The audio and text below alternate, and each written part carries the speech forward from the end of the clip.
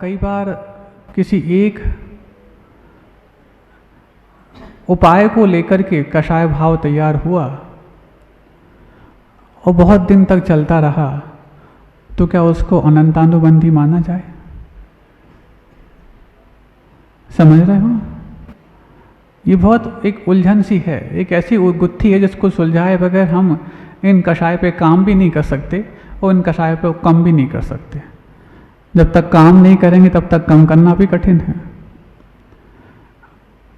क्रोध ठीक है, किसी एक व्यक्तिगत निमित्त को लेकर के बहुत दिन तक चलता है, तो उसको हम अनंतानुबंधी मान लें यदि 6 महीने के ऊपर निकल गया क्या?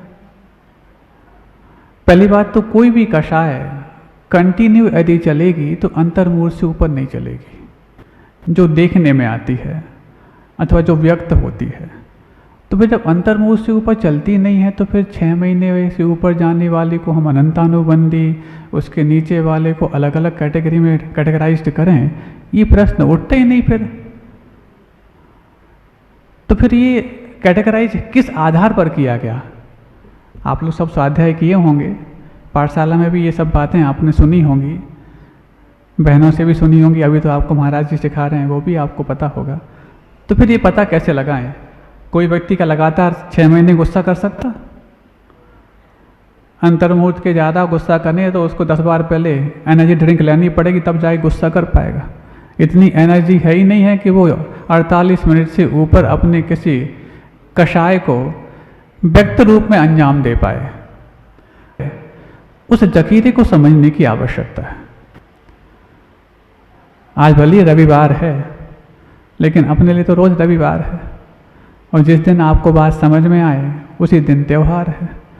क्योंकि ये जिनको समझने की ललक होती है उनके लिए कोई भी पर्व सुअवसर बन जाते हैं। और पर्वों में भी यदि आपके यहाँ पंच कल्याणक प्रतिष्ठा महोत्सव आने वाला है, वो तो कल्याण का सबसे बड़ा त्यौहार आपके जीवन में बन सकता है, बशर्ते कि कल्याण में हमारी बाधा कौन उपस्थित कर रही है उसको पकड़ना हम सीख जाएं। तो वो कल्याण में बाधा और कोई नहीं, हमारे कषाय भाव ही हैं, जिन कषायों से 5 पाप तैयार हो जाते हैं और 5 पापों से हमारा आज तक का संसार तैयार है। होगा नहीं है, आगे होगा और बढ़ेगा, आपके ऊपर डिपेंड है, लेकिन अभी तो है। तो कैसे समझें कि वो अनंतानुबंधी है?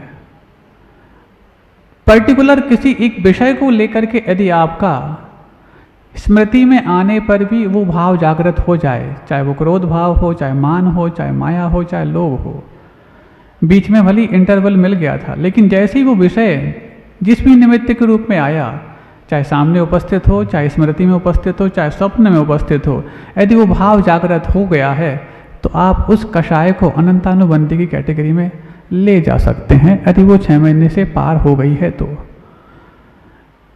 महाराज मायाचारी कैसे समझ में आए?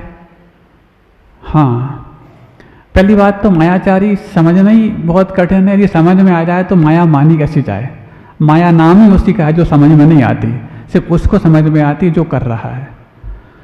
दूसरों को यदि पकड़ में आ जाए तो मायाचारी मानी जाएगी, वो तो फिर साफ साफ हो गई। जो सिर्फ हमें पकड़ में आए और सामने वाले को पकड़ में नहीं आए, उसका नाम मायाचारी है। तो उनने प्रश्न किया, महाराज ये कैसे समझ में आए कि ये मायाचारी हमारी 6 महीने के ऊपर जा रही है? वहाँ पर भी लगा सकते हैं। उनको तो उदाहरण हमने जो दिया वो आपको बताते हैं, बाकी उदाहरण ढेरों हो सकते हैं। मान लो यदि आप छुपाते हैं कोई बात को, तो छुपाना महाराज जी, छुपाना तो कई बार होता है, गृहस्थ जीवन में बहुत सी चीज़ छुपाते रहते हैं, लेकिन किसी एकाध व्यक्ति से छुपाना अलग बात है। लेकिन सबसे छुपाते हैं तो यदि वो उसको बहुत दिन तक कर ले जाते हैं तो फिर अनंतानुबंधी की माया के रूप में आता है। उनको उदाहरण हमने दिया, जैसे आप अपना बुढ़ापा छिपाते डाई लगा करके छुपाते ना। कहाँ छुपाते? जैसे घर से बाहर निकलते, किसी फंक्शन में, पार्टी में जाते, तो कितने भी, चाहे भले ही मुंह में दांत हो या ना हो, लेकिन बाल सफ़ेद नहीं होने चाहिए। होता कि नहीं होता? तो ऐसे बिल्कुल पोत करके जाते। फिर यदि बाल को छुपा करके यदि बुढ़ापा छुपाने को मदद मिल जाए तो फिर फाउंडेशन पोतते चले जाते। फाउंडेशन पोतना समझते हो? दीवालें पर जब दिवाली पर जब दीवालें कुछ रूखी हो जाती हैं तो उन पर पुट्टी की जाती है। ऐसे ही जब बुढ़ापे के कारण हमारे चेहरे की दीवार कुछ छेददार हो जाती है या कुछ मुरझाने के साथ हो जाती है तो उस पर एक पुट्टी की जाती है, इसी का नाम फाउंडेशन होता है। अब जिनकी इस संसार में रहने की फाउंडेशन डामाडोल होने लग गई, अब वो उस फाउंडेशन को तो नहीं अच्छी कर पा रहे, लेकिन बाहर की फाउंडेशन को अच्छी करके दूसरों को ये माया का बहुत बड़ा एक उदाहरण प्रस्तुत कर रहे हैं। तुम महाराज यदि ये कर रहे हो, वर्षों से करते आ रहे, तो हमारी अनंतानुबंधी माया हो जाएगी। हमने कहा ऐसा भी नहीं कह सकते। अब महाराज 6 महीने से ऊपर कोई कषाय जाए तो अनंतानुबंधी होती है, ये सिद्धांत है, तो फिर आप इसको कहने में दिक्कत क्या है? तो आप लोग भी समझ लो, वो यदि लगातार अपनी इस बुढ़ापे को प्राणी मात्र से छुपाता है तो फिर कहने में आएगा कि वो अनंतानुबंधी माया है।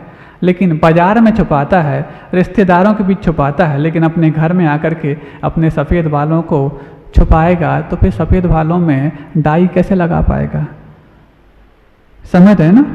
घर में आकर के यदि नहीं छुपा पा रहा है तो इसका मतलब उसको एक ब्रेक थ्रू मिल गया वहाँ पर कि अभी आपका 6 महीने से ऊपर जाने की जो संभावना थी वो बच गई।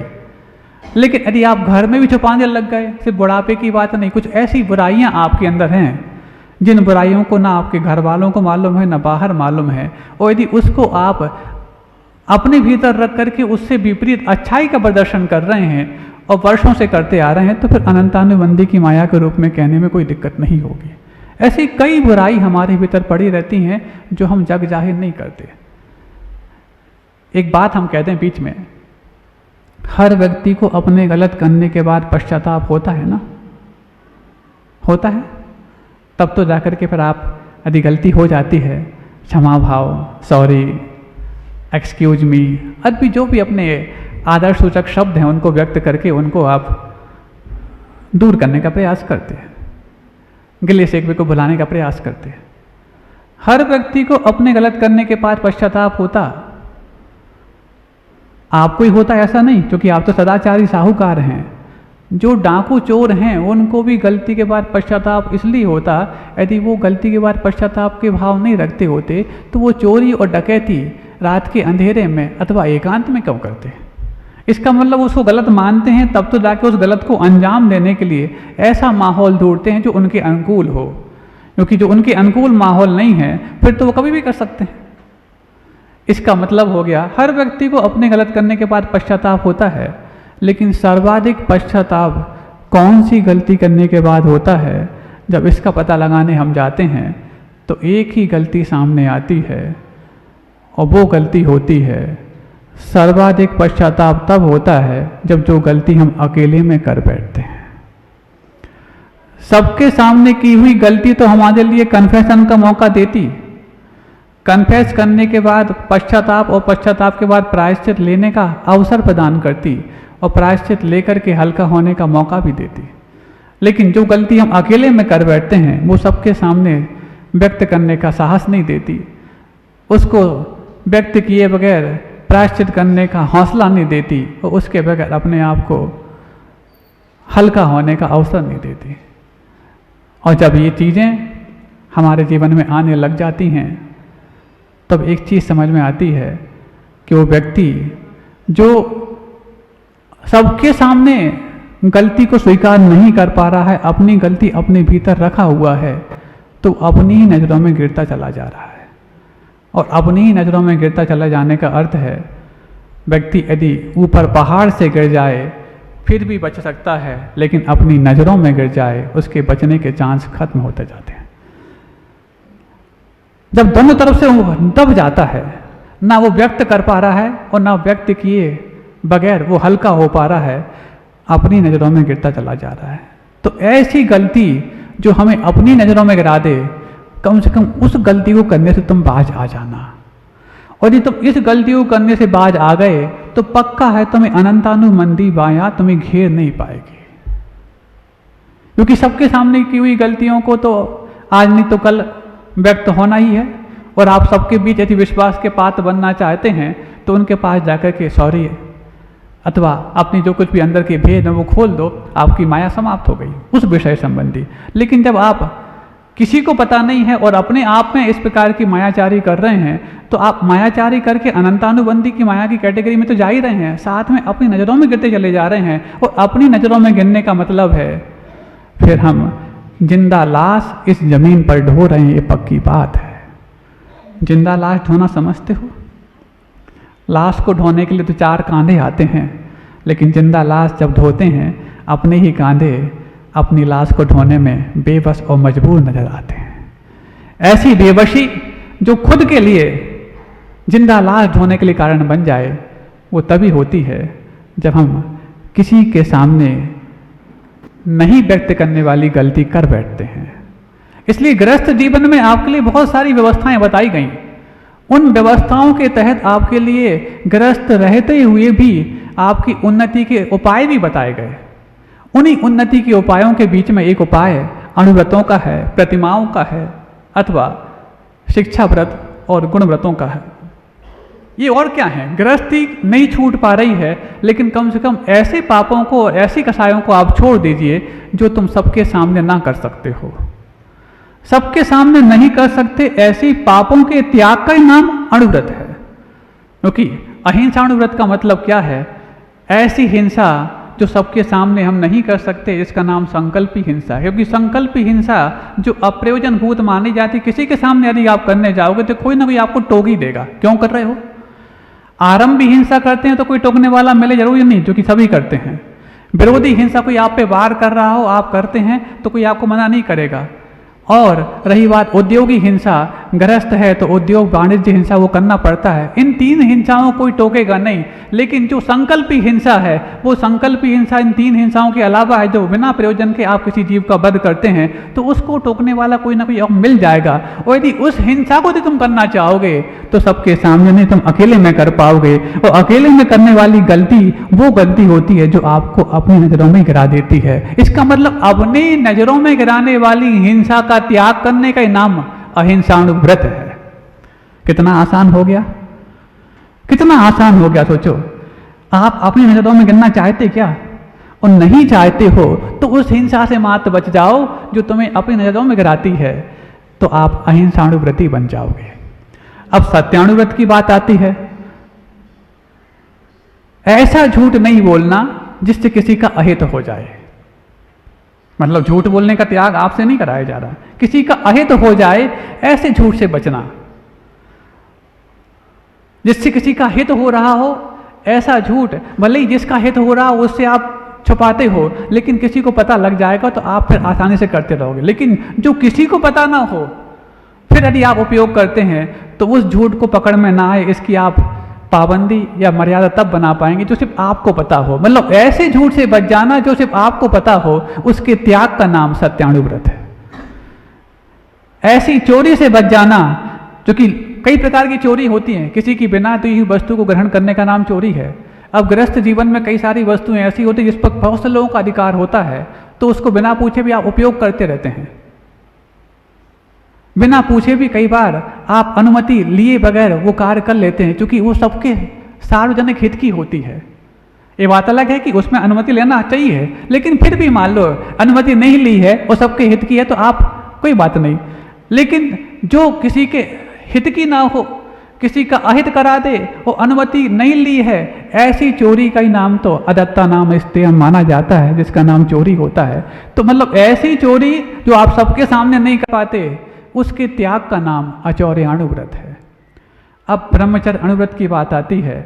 गृहस्थ है या तो वो ब्रह्मचारी बन सकता है, और नहीं बन पा रहा है तो समाज ने उसके लिए एक व्यवस्था दी है कि तुम अब चूंकि यदि विवाह यदि करोगे तो विवाह के बाद ब्रह्मचर्य तो होता नहीं, अब ब्रह्म के रूप में जाओगे। लेकिन वो अब ब्रह्म सबको पता है कि ये विवाहित व्यक्ति हैं, जीवन साथी हैं, ये सबको पता है। इसके अलावा यदि तुम करते हो तो वो व्यभिचार माना जाएगा, जो समाज की नज़रों में भी अच्छा नहीं माना जाता, कानून भी उसको मना करता और नैतिकता की दृष्टि से भी वो हे माना जाता है। मतलब ऐसे अब ब्रह्म का त्याग कर देना जो सिर्फ आपको पता है, किसी को पता नहीं, उसी का नाम ब्रह्मचर्य अणुव्रत है, जो सदार संतोष व्रत के रूप में भी होता है, अथवा नहीं है तो आपने पूर्णता त्याग कर दिया उस रूप में भी होता है। अब रही बात परिग्रह परिमाण व्रत की। परिग्रह सबकी नज़रों में है, वो सबको पता है, उस पर टैक्स लगता, जीएसटी लगती, सब लगता। लेकिन जो आप टैक्स से बचाना चाहते हो तो फिर उसको आप कैसे करोगे? अंडरग्राउंड रखोगे। वो परिग्रह जो टैक्स की रेंज में आ गया है, वो परिग्रह कथनचित कम घातक नहीं है, ज़्यादा घातक नहीं है, क्योंकि वो आप रख तो रहे हैं लेकिन उसका उपयोग करना चाहते हैं वितरण के रूप में अथवा और आगे भविष्य के रूप में। तब तो आपने उसको शो कर दिया कि हाँ इतना हम टैक्स देंगे। लेकिन जो टैक्स से आप बचा रहे हैं और फिर रखे हुए हैं जो आपको पता है, मतलब ऐसे परिग्रह को छोड़ देना जो सिर्फ आपको पता है, उसी परिग्रह को छोड़ने का नाम तो परिग्रह परिमाण व्रत है। क्योंकि जो सबको पता है उसकी तो आपने सीमा बनाई है और जो सिर्फ आपको पता है उसका आपने त्याग किया है, इसी का नाम परिग्रह परिमाण व्रत है। कितना आसान हो गया 5 अणुव्रतों को पालन करना। इसमें क्या कठिन हो गया? समय तो पूरा हो गया, लेकिन अभी हमने 5 अणुव्रत के बारे में बताया है। बाकी और जो शिक्षा व्रत हैं, गुणव्रत हैं, समय आएगा तो आपको और खोलेंगे। इतनी सी बात है कि ऐसे पापों को छोड़ देना जिसको आप सबके सामने नहीं कर सकते हैं, उन्हीं पापों के त्याग का नाम 5 अणुव्रत है। और उस पाप को इसलिए छोड़ना भी आवश्यक है क्योंकि आप सबके सामने की हुई गलती को फिर भी गलती मान करके हल्का होने का अवसर प्राप्त कर लेते हैं, लेकिन अकेले में की हुई गलती को आप स्वीकारना तो चाहते हैं लेकिन साहस नहीं हो पाता है किसी के सामने हम व्यक्त कर पाएँ। ऐसी गलती को त्याग करना यदि तुम सीख गए तो तुम अपनी नज़रों में भी उठ जाओगे और समाज की नज़रों में भी उठ करके अणुव्रती बन जाओगे। ऐसा सुंदर मार्ग जब भगवान के माध्यम से हम सबको प्राप्त हुआ है, आज हम अगले 22 तारीख से 27 तारीख के बीच में उन्होंने ये मार्ग हमें किस किस तरीके और किस किस पायदान के ऊपर चढ़ कर के प्रदान किया है, उन पायदानों को, उपायों को देखने का प्रयास करेंगे। आप सब धन्य हैं जो पूज्य गुरुदेव आचार्य विद्यासागर जी महाराज के आशीर्वाद का अंतिम पंच कल्याणक आपके जतारा नगर को जो प्राप्त हुआ है उसको प्राप्त करने का सौभाग्य पाए हैं। और पूज्य आचार्य समय सागर जी महाराज के आशीर्वाद का प्रथम पंच कल्याणक वो भी जतारा नगर को प्राप्त हुआ है। ऐसे 2 सौभाग्य प्राप्त पंच कल्याणक को आप मनाने जा रहे हैं और ऐसे पंच कल्याणक के साथ हमारे जीवन में कल्याण पूर्णता उसी मार्ग पर चलने पर होगा जिस मार्ग को तीर्थंकर प्राप्त किए हैं। और यदि आपको शुरुआत और भूमिका बनानी है तो वो भूमिका भी इन्हीं जो बात उस पर चल करके प्राप्त हो सकती है। आपको प्राप्त हो इन्हीं भावनाओं के साथ अहिंसा परमो धर्म की।